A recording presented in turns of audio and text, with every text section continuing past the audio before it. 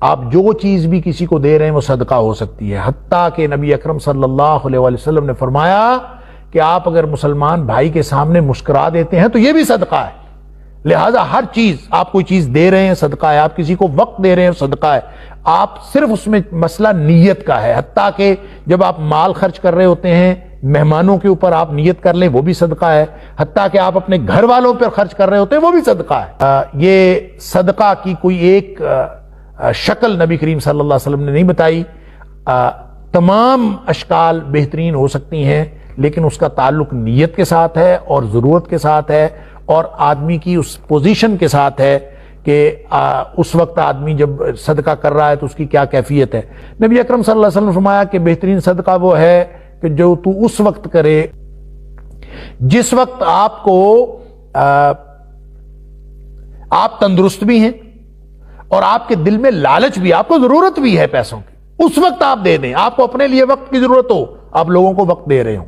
آپ کو اپنے لیے پیسوں کی ضرورت ہو، آپ لوگوں کو پیسے دے رہے ہوں، آپ کو اپنے لیے کسی چیز کی ضرورت ہو، آپ وہی چیز لوگوں کو دے رہے ہوں۔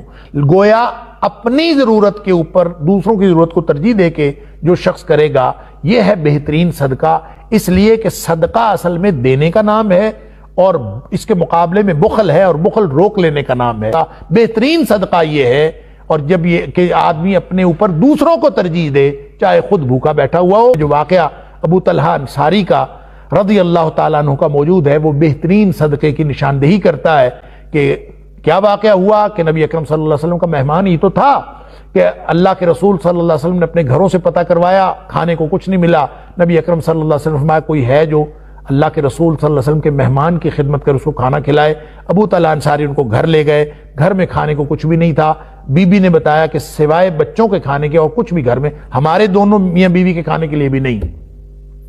تو فرمایا کہ تم ایسے کرو کہ بچوں کو بہلا پھسلا کے سلا دو، وہی کھانا میرے اور مہمان کے سامنے رکھ دینا، جب ہم کھانا شروع کریں گے چراغ گل کر دینا تاکہ اللہ کے رسول صلی اللہ علیہ وسلم کا مہمان پیٹ بھر کے کھا لے۔ مہمان نے پیٹ بھر کے کھانا کھایا اور کسی نے گھر میں سے کسی نے کھانا نہیں کھایا۔ اللہ اکبر! نبی کریم صلی اللہ علیہ وسلم نے صبح جب حضرت ابو طلحہ سے ملاقات ہوئی تو نبی اکرم صلی اللہ علیہ وسلم فرمایا ابو طلحہ تم نے رات کو کیا کیا ہے کہ تیرے بارے میں اللہ نے قرآن میں آیت نازل فرمائی ہے وَيُؤْثِرُونَ عَلَىٰ أَنفُسِهِمْ وَلَوْ كَانَ بِهِمْ خَصَاصَةٌ وَمَن يُوقَ شُحَّ نَفْسِهِ فَأُولَٰئِكَ هُمُ الْمُفْلِحُونَ کہ جو لوگ اپنے آپ پر دوسروں کو ترجیح دیتے ہیں اور جو کوئی شخص اپنے دل کی بخیلی سے بچا لیا گیا وہ کامیاب ہو گیا۔ تو بہترین صدقہ وہی ہے جو بہترین وقت کے اوپر اور